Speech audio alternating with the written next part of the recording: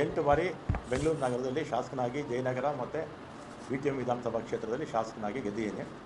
ಮೊದಲನೇ ಸಲ ವೀರಪ್ಪ ಮೊಯ್ಲಿಯವರ ಮಂತ್ರಿಮಂಡಲದಲ್ಲಿ ಸಚಿವನಾಗಿದ್ದೆ. ಆಮೇಲೆ SM ಕೃಷ್ಣ ಅವರ ಕಾಲದಲ್ಲೂ ಸಚಿವನಾಗಿದ್ದೆ. ಧರ್ಮಸಿಂಗ್ ಅವರ ಕಾಲದಲ್ಲೂ ಸಚಿವನಾಗಿದ್ದೆ. ಸಿದ್ದರಾಮಯ್ಯನವರ 2 ಅವಧಿಯಲ್ಲಿ ಸಚಿವನಾಗಿದ್ದೆ.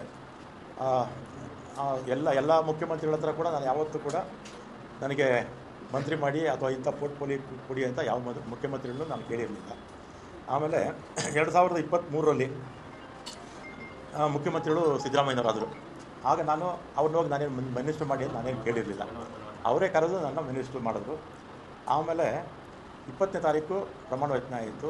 23ನೇ ತಾರೀಕು ಸುರೇಶ್, ನಮ್ಮ ಬೈರತಿ ಸುರೇಶ್ ಈಗ ಮಂತ್ರಿಗಳಾಗಿದ್ದಾರೆ, ಅವರು ಫೋನ್ ಮಾಡಿ ಮುಖ್ಯಮಂತ್ರಿಗಳು ಮಾತಾಡಬೇಕಂತೆ ಬನ್ನಿ ಅಂದರು.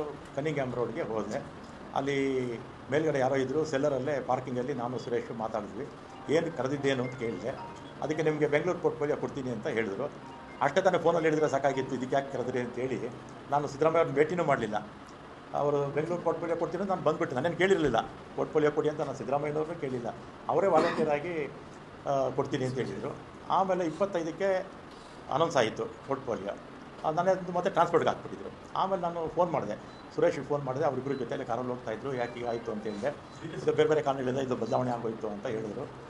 ಆಮೇಲೆ ನಾನು 25ನೇ ತಾರೀಕು ಮಾತಾಡಿದ್ಮೇಲೆ ನಾನೇನು ಕೇಳಿರಲಿಲ್ಲ, ಯಾರು ಇಂಥ ಇಲಾಖೆ ಬೇಕು ಅಂತ ನಾನು ಕೇಳಿರಲಿಲ್ಲ. ಅವರೇ ಕರೆದು ಕೊಡ್ತೀನಿ ಅಂತ ಹೇಳಿದರು. ಆಮೇಲೆ ನಾನು ಬೇಡ, ನನ್ನ ಮಂತ್ರಿಮಂಡಲದಲ್ಲಿ ಇರೋದಿಲ್ಲ ಅಂತ ನಾನು ಹೇಳಿದೆ.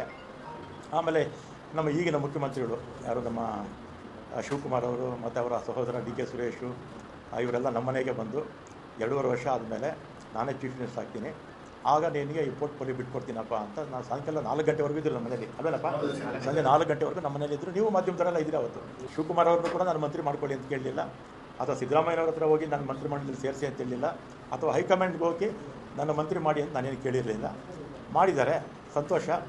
ಮತ್ತು ಅವತ್ತೇ ಶಿವಕುಮಾರ್ ಬೆಂಗಳೂರು ಪೋರ್ಟ್ಫೋಲಿಯೋ ನಿನಗೆ ಕೊಡ್ತೀನಪ್ಪ ಅಂತ ಹೇಳಿದರು. ಆಯಿತು ಅಂತ ಬಂದೆ. ನಾನು ಅದನ್ನು ಕೇಳಿರಲಿಲ್ಲ, ಅವರಿಗೆ ಅದನ್ನು ಕೇಳಿಲ್ಲ, ಅವರೇ ವಾಲಂಟಿಯರಾಗಿ ಹೇಳಿದರು. ಆಮೇಲೆ ನೋಡಿದ್ರೆ ಈಗ ಜಲಸಂಪನ್ಮೂಲ ಕೊಟ್ಟಿದ್ದಾರೆ. ನಾನು 2 ಬಾರಿ ಕೂಡ ಅವರೇ ಕರೆದು ಕೊಡ್ತೀವಿ ಅಂತೇಳಿ ಆಮೇಲೆ ಬೇರೆಯವ್ರಿಗೆ ಆಯಿತು. ಅದಕ್ಕೆ ನನಗೆ ಬೇಸರ ಆಗಿ ಈ ಆತ್ಮಸಾಕ್ಷಿ ವಿರುದ್ಧವಾಗಿ ಕೆಲಸ ಮಾಡೋಕ್ಕಾಗ್ತಿಲ್ಲ ಅಂತೇಳಿ ಇವತ್ತು ನಾನು ರಾಜೀನಾಮೆ ಕೊಡ್ತಾಯಿದ್ದೀನಿ ಅಷ್ಟೇ. ಆಮೇಲೆ ಕಾಂಗ್ರೆಸ್ ಪಕ್ಷದಲ್ಲೇ ಇರ್ತೀನಿ, ಕಾಂಗ್ರೆಸ್ ಶಾಸಕನಾಗಿ ಮುಂದುವರಿತೀನಿ, ಅದರಲ್ಲೇನು ಎರಡನೇ ಮಾತಿಲ್ಲ.